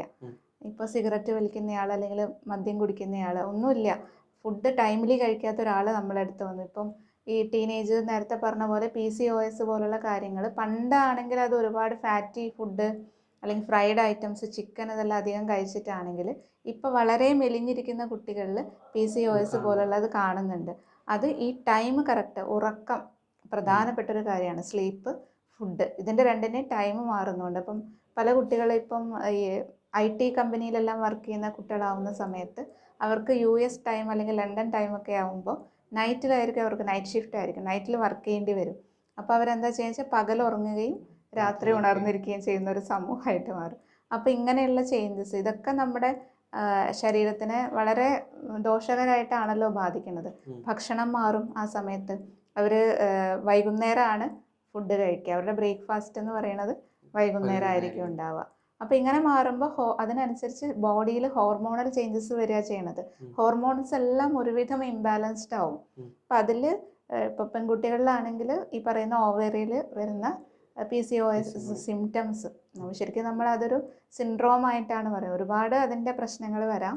അപ്പം അതിൽ ഈ PCOS ഒരു മെയിൻ ഈ പറയുന്ന ആഹാരത്തിലും ഡയറ്ററി ഈ ലൈഫ് സ്റ്റൈലിലും ഒക്കെ വരുന്ന ചേഞ്ച് കൊണ്ട് ടീനേജ് ഗേൾസിൽ കാണുന്ന പ്രശ്നങ്ങളാണ്. ടീനേജ് ബോയ്സിലും ഈ പറയുന്ന ഒരുപാട് പ്രശ്നങ്ങളുണ്ട്. അതിൽ ഈ ഫുഡ് ടൈമിലി അല്ലാത്തതുകൊണ്ടോ അല്ലെങ്കിൽ ഈ പറയുന്ന ലേറ്റ് നൈറ്റ് ഫുഡ് കഴിക്കുന്നതുകൊണ്ടൊക്കെ ഇപ്പോൾ വളരെ പ്രായം കുറഞ്ഞ കുട്ടികളിൽ കൊളസ്ട്രോൾ, ഫാറ്റി ലിവർ പോലുള്ള പ്രശ്നങ്ങൾ കാണുന്നുണ്ട്. പിന്നെ ഈ പറയുന്ന പോലെ സെഡൻറ്ററി ലൈഫ് സ്റ്റൈൽ ഉണ്ടല്ലോ, അതായത് വ്യായാമം, കൃത്യമായിട്ടുള്ള വ്യായാമം ഇല്ലാതിരിക്കുക. പൊതുവേ നമ്മുടെയൊക്കെ ഒരു പ്രായത്തിലാണെങ്കിൽ ഒരു 30+ അല്ലെങ്കിൽ 35+ലാണ് നമ്മൾ കുറച്ചും കൂടി അവെയർ ആവുക. ഇനിയിപ്പം ബ്ലഡ് ചെക്ക് ചെയ്യണം, ഷുഗർ നോക്കണം, കൊളസ്ട്രോൾ നോക്കണം എന്നാണെങ്കിൽ ഇപ്പോൾ ഒരു 20+ലേക്ക് പോകുമ്പോൾ ഈ പറയുന്ന പ്രശ്നങ്ങൾ കുട്ടികളിൽ കണ്ടുവരുന്നുണ്ട്. അതിനുള്ള പ്രധാനപ്പെട്ട കാരണം ജീവിത ശൈലിയിൽ ഉണ്ടാകുന്ന മാറ്റങ്ങൾ തന്നെയാണ്. ഫുഡ് മാറി, ആഹാരം കഴിക്കുന്ന സമയം മാറി, രീതി മാറി, എല്ലാം മാറിയില്ലേ. പിന്നെ ഇപ്പം വർക്ക് ചെയ്യുമ്പോഴാണെങ്കിൽ ഇതേപോലെ ലേറ്റ് നൈറ്റ് എന്ന് പറയുന്നത് ഒരു വലിയൊരു ഘടകമാണ്. കാരണം ആയുർവേദത്തിൽ ആഹാരം, നിദ്ര എന്നൊക്കെ പറയുന്നത് നമ്മുടെ 3 ഏറ്റവും പ്രധാനപ്പെട്ട ഒരു നമ്മുടെ ശരീരത്തിനെ നിലനിർത്തുന്ന കാര്യങ്ങളിൽ വരുന്നതാണ്. ആഹാരവും നിദ്ര എന്ന് പറയുന്നത് ഉറക്കം. അപ്പോൾ ഇത് രണ്ടും ബാലൻസ് ചെയ്ത് പോയിട്ടില്ല എന്നുണ്ടെങ്കിൽ അതിനനുസരിച്ചിട്ടുള്ള മാറ്റങ്ങൾ ശരീരത്തിൽ വരും. ഹോർമോണൽ ചേഞ്ചസ് ആവട്ടെ, എന്തായാലും ഉണ്ടാവും. അപ്പോൾ അതിനനുസരിച്ചുള്ള പുതിയ പുതിയ അസുഖങ്ങൾ, അത് എല്ലാവർക്കും ഒരേ അസുഖം ആവണമെന്നില്ല വരുന്നത്. ഓരോരുത്തരുടെ ശരീരപ്രകൃതി അനുസരിച്ച്, ഓരോരുത്തർ എക്സ്പോസ്ഡ് ആയിട്ടുള്ള എൻവയോൺമെൻറ്റ് അനുസരിച്ചിട്ട്, അതായത് അവർ ഇപ്പോൾ എവിടെയാണോ അല്ലെങ്കിൽ ഏത് തരത്തിലാണോ ഭക്ഷണം കഴിക്കുന്നത്, ഏത് കാലാവസ്ഥയിലാണ്, ഏത് ദേശത്താണുള്ളത്, അതിനനുസരിച്ചിട്ടുള്ള അസുഖങ്ങൾ വരും. ഇപ്പോൾ കിഡ്നി, വൃക്ക രോഗങ്ങൾ കൂടി വരുന്നുണ്ട്, ലിവർ ഡിസീസസ് കൂടി വരുന്നുണ്ട്. മദ്യപാനികളിലല്ലാത്തവരിലുള്ള, അതായത് നോൺ ആൽക്കഹോളിക് ലിവർ ഡിസീസ് ഇപ്പം കേരളത്തിൽ ഒരുപാട് കൂടി വരുന്നതിൻ്റെ പ്രധാനപ്പെട്ട കാരണം ഭക്ഷണത്തിൽ വന്നിട്ടുള്ള മാറ്റമാണ്. ഭക്ഷണം എന്ന് പറഞ്ഞാൽ ഭക്ഷണം കഴിക്കുന്ന രീതിയിലും പിന്നെ ഭക്ഷണത്തിലും അതിൻ്റെ കണ്ടന്റിലും വന്ന മാറ്റങ്ങളാണ് ഈ ലിവർ ഡിസീസ് പോലുള്ള കാരണങ്ങൾ ഉണ്ടാകുന്നത്. അപ്പം മാം, നമ്മളിപ്പം എക്സസൈസിൻ്റെ കാര്യം നമ്മൾ ഇപ്പോൾ ഡിസ്കസ് ചെയ്തു. ഇപ്പോഴത്തെ മനുഷ്യ ശരീരത്തിന് ആവശ്യമായുള്ളൊരു ഘടകം തന്നെയാണ് വ്യായാമം. അപ്പം ഈ ഒരു ജനറേഷൻ അധികം ഹെൽത്ത് കോൺഷ്യസ് ആയി തുടങ്ങിയിട്ടുണ്ട്. അപ്പോൾ ഇവർ അധികം ജിമ്മുകളിലേക്ക് ഒഴുകുക അല്ലെങ്കിൽ അങ്ങനത്തെ ഓരോ ആക്ടിവിറ്റീസ് ഇൻവോൾവ് ആവുന്നുണ്ട്. ഇതിന് കൂടെ തന്നെ ഇവർ എക്സ്ട്രാ ആയിട്ട് മസിൽ ബിൽഡിങ്ങിനായിട്ട് പ്രോട്ടീൻ പൗഡർ അങ്ങനത്തെ ഓരോന്ന് യൂസ് ചെയ്യുന്നതാണ് കാണുന്നുണ്ടാണ്. ഇതുകൊണ്ടുണ്ടാകുന്ന പ്രശ്നങ്ങൾ അല്ലെങ്കിൽ ഇത് കൺട്രോൾ ചെയ്യേണ്ട ശരിക്കും കാര്യങ്ങളൊക്കെ, അല്ലെങ്കിൽ ഇത് ശരിക്കും നല്ലതാണ് പ്രോട്ടീൻ പൗഡർ ഒക്കെ യൂസ് ചെയ്യുന്നത് മാമിൻ്റെ അഭിപ്രായത്തിൽ? അതായത് ഇപ്പോൾ ഒരു പ്രായം കഴിയുന്ന സമയത്ത് ടീനേജേഴ്സ് എസ്പെഷ്യലി എനിക്ക് തോന്നുന്നു കുറച്ചുകൂടി മുൻകാലങ്ങളെ അപേക്ഷിച്ച് കുറച്ചുകൂടി അവർ കോൺഷ്യസ് ആണ്. അപ്പോൾ അവരുടെ ഹെൽത്ത്, ഫിറ്റ്നസ്, അതുപോലെ എന്താ പറയുക ബ്യൂട്ടി, ഇതെല്ലാം വളരെ കോൺഷ്യസ് ആണ്. അത് വളരെ നല്ല കാര്യമാണ്. നമ്മളൊന്നും ആ പ്രായത്തിൽ ആ തരത്തിലല്ല ചിന്തിക്കാറുണ്ടായിരുന്നത്. നല്ല കാര്യമാണ് അത്. ഫിറ്റ്നസ് റെഡിയാക്കുക, ബോഡി എപ്പോഴും ഫിറ്റ് ആയിരിക്കുക എന്നുള്ളത് തന്നെയാണ് ഏറ്റവും വേണ്ട രീതിയിലുള്ളത്. പക്ഷെ അതിൻ്റെ ഒരു ഭാഗത്തുള്ളൊരു പ്രശ്നം എന്താണെന്ന് വെച്ചിട്ടുണ്ടെങ്കിൽ നമുക്കതിൻ്റെ ട്രെയിനിങ് അല്ലെങ്കിൽ നമുക്ക് കിട്ടുന്ന നിർദ്ദേശങ്ങൾ യഥാർത്ഥത്തിൽ അല്ലെങ്കിൽ ശരിക്കും അത് പഠിച്ച ഒരാളിൽ നിന്നോ അല്ലെങ്കിൽ ഇതിനെക്കുറിച്ച് അറിയാവുന്നവരിൽ നിന്നോ അല്ല എന്നുണ്ടെങ്കിൽ, ഈ അടുത്ത് ഇപ്പം കണ്ണൂരിലാണോ എന്നറിയില്ല, അവിടെ ഒരു കുട്ടി ഇതേപോലെ യൂട്യൂബ് അങ്ങ് നോക്കിയിട്ട് ഡയറ്റ് ചേഞ്ചസ് വരുത്തി ഡയറ്റ് ചെയ്തതിന് ശേഷം മരിച്ചു പോയൊരു വാർത്ത നമ്മൾ കണ്ടു. അപ്പോൾ ശരിക്കും പറഞ്ഞാൽ അനോറക്സിയ നെർവോസ എന്ന് പറയുന്ന ഒരു കണ്ടീഷനാണത്. വിശപ്പില്ലായ്മ. അത് ശരിക്കും ടീനേജ് ഗേൾസിൽ എസ്പെഷ്യലി കണ്ടുവരുന്ന ഒരു കാര്യമാണ്. ആ പ്രായത്തിലുള്ള കുട്ടികൾക്ക് വിശപ്പ്, അരുചി എന്ന് പറയും ആയുർവേദത്തിൽ. അപ്പോൾ അതിനൊക്കെ നമുക്ക് അതിനാവശ്യമായിട്ടുള്ള മരുന്നുകൾ കഴിക്കുക എന്നുള്ളതാണ്. അപ്പോൾ ഏതെങ്കിലും ഒരു ഡോക്ടറെ കണ്ടതിന് ശേഷം ഈ ഒരു അവസ്ഥ ഇതിങ്ങനെയാണ് എന്നുള്ളതും അതിനെന്താണ് മെഡിസിൻ എന്ന് വെച്ചാൽ അത് കഴിക്കുകയും ചെയ്തതിന് ശേഷം എന്നിട്ടാണ് പിന്നെ നമ്മുടെ എന്താ പറയുക ശരീരത്തിന് മെലിഞ്ഞിരിക്കുക ആ ഒരു തരത്തിലേക്ക് നമ്മൾ പോകേണ്ടത്. അപ്പോൾ മെലിയാൻ വേണ്ടിയിട്ട് ആഹാരം ഉപേക്ഷിക്കുക, അല്ലെങ്കിൽ ആഹാരത്തിൽ രീതികളിൽ നമ്മുടെ ഇഷ്ടപ്രകാരം അല്ലെങ്കിൽ യൂട്യൂബിലുള്ള ഏതെങ്കിലും ഒരു വ്യക്തി പറയുന്നത് കേട്ടിട്ട് ചേഞ്ച് ചെയ്യുന്ന സമയത്ത് ഇതുപോലുള്ള അപകടങ്ങളിലേക്ക് നമ്മൾ പോകുന്നുള്ളതാണ്. നേരെ മറിച്ചൊരു അംഗീകൃത പ്രാക്ടീഷണർ ഏത് മേഖലയാവട്ടെ, ഹോമിയോപ്പതി ആവട്ടെ, അലോപ്പതിയോ ആയുർവേദം ഏതായാലും ഒരു അംഗീകൃത രജിസ്റ്റേർഡ് മെഡിക്കൽ പ്രാക്ടീഷണർ അടുത്ത് നിന്നിട്ടോ, അല്ലെങ്കിൽ ഇപ്പം ന്യൂട്രീഷനിസ്റ്റ് ഉണ്ട് നമുക്ക് അവൈലബിൾ ആയിട്ട്. അപ്പോൾ അങ്ങനെയുള്ളവരുടെയോ അഭിപ്രായങ്ങളല്ലാതെ യൂട്യൂബിൽ കാണുന്ന വ്ളോഗേഴ്സിൻ്റെ ഇത് കേട്ടിട്ട് നമ്മൾ ഡയറ്റിൽ ചേഞ്ചസ് വരുത്തുകയൊക്കെ ചെയ്യുമ്പോൾ എല്ലാവരും അല്ല പറയുന്നത്, ശരിയായിട്ടുള്ള രീതിയിലല്ല എന്നുണ്ടെങ്കിൽ അത് ഇതുപോലുള്ള അപകടങ്ങളിലേക്ക് വരെ പോവും. ഇതിപ്പം നമ്മൾ ആ ഒരു എക്സ്ട്രീം ആയതുകൊണ്ട് നമ്മൾ അറിഞ്ഞു, അല്ലാതെ ഹെൽത്ത് ഇഷ്യൂസ് ഒരുപാട് കുട്ടികൾ ഇതിൻ്റെ ഭാഗമായിട്ട് അനുഭവിക്കുന്നുണ്ട്. കറക്റ്റ് അല്ല ഡയറ്റ് എന്നുള്ളത് കൊണ്ട്. നമുക്ക് ആവശ്യമായിട്ടുള്ള ഒരു ഞാൻ നേരത്തെ പറഞ്ഞ പോലെ ഒരു 10, 20, 25 വയസ്സ് വരെ ശരീരം വളർന്നുകൊണ്ടിരിക്കുക തന്നെയാണ്. അപ്പോൾ ശരീരത്തിന് ആവശ്യമായിട്ടുള്ള പ്രോട്ടീൻസും കാർബോഹൈഡ്രേറ്റും പോലുള്ള പോഷക ഘടകങ്ങൾ നമുക്ക് ഭക്ഷണത്തിലൂടെ തന്നെ കിട്ടണം. അത് നമ്മൾ ഏതെങ്കിലും തരത്തിൽ റെസ്ട്രിക്റ്റ് ചെയ്യുന്ന സമയത്ത് ആവശ്യത്തിനുള്ളതല്ല കിട്ടണമെങ്കിൽ അത് നമ്മുടെ ബോഡി അതിന് പ്രതികരിക്കില്ലേ. അപ്പോൾ അതിൻ്റെ ഫലമായിട്ട് നമ്മുടെ പ്രതിരോധ ശേഷി കുറയും, പലതരത്തിലുള്ള അസുഖങ്ങൾ വരും. ഭക്ഷണ സമയത്തിനല്ല കഴിക്കണതെങ്കിൽ, അല്ലെങ്കിൽ ലേറ്റ് നൈറ്റ് ആയിട്ടാണ് കഴിക്കണതെങ്കിൽ ലിവർ പോലുള്ള നമ്മുടെ അവയവങ്ങൾ അത് സാരമായിട്ട് ബാധിക്കും. നേരത്തെ പറഞ്ഞ പോലെ കരൾ രോഗങ്ങൾ വരാനുള്ള സാധ്യതയുണ്ട്. PCOS പോലുള്ള കണ്ടീഷൻസ് ഉണ്ടാവാം. ഇതൊക്കെ നമ്മുടെ ആഹാരത്തിനെയും എക്സസൈസിനെയും ഒക്കെ ഡിപ്പെൻഡ് ചെയ്തിട്ടാണ് ഇരിക്കുന്നത്. അപ്പോൾ പറയണത് എന്താ വെച്ചിട്ടുണ്ടെങ്കിൽ കൃത്യമായിട്ടുള്ള നിർദ്ദേശപ്രകാരം മാത്രം നമ്മൾ ആ തരത്തിലേക്കുള്ള ഒരു ഫിറ്റ്നസ്, ബോഡി ഫിറ്റ്നസ് ചെയ്യാന്നുള്ളതാണ് ഇതിനകത്ത് ചെയ്യാനുള്ളത്. എല്ലാവരും ചെയ്യണു അതുകൊണ്ട് ഞാനും ചെയ്യണു എന്നുള്ളതല്ലാതെ നമുക്ക് ഓരോരുത്തർക്കും പേഴ്സണലൈസ്ഡ് അല്ലേ. അപ്പോൾ ഓരോരുത്തർക്കും ആവശ്യമായിട്ടുള്ള രീതിയിലുള്ള ചേഞ്ചസ് ഉണ്ട്. ചേഞ്ചസ് വേണ്ടി വരാം, കാരണം ഇപ്പോഴത്തെ ലൈഫ് സ്റ്റൈൽ, ഇപ്പോഴത്തെ ഫുഡിൽ ചേഞ്ചസ് ആവശ്യമാണ്.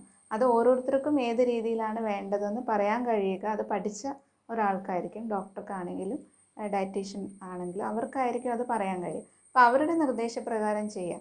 മരുന്ന് കഴിക്കുകയാണെങ്കിലും അത് ചെയ്യുക. ഇപ്പോൾ ആയുർവേദ മരുന്നുകൾ പല പേരിലും പല കടകളിലും അവൈലബിൾ ആണ്.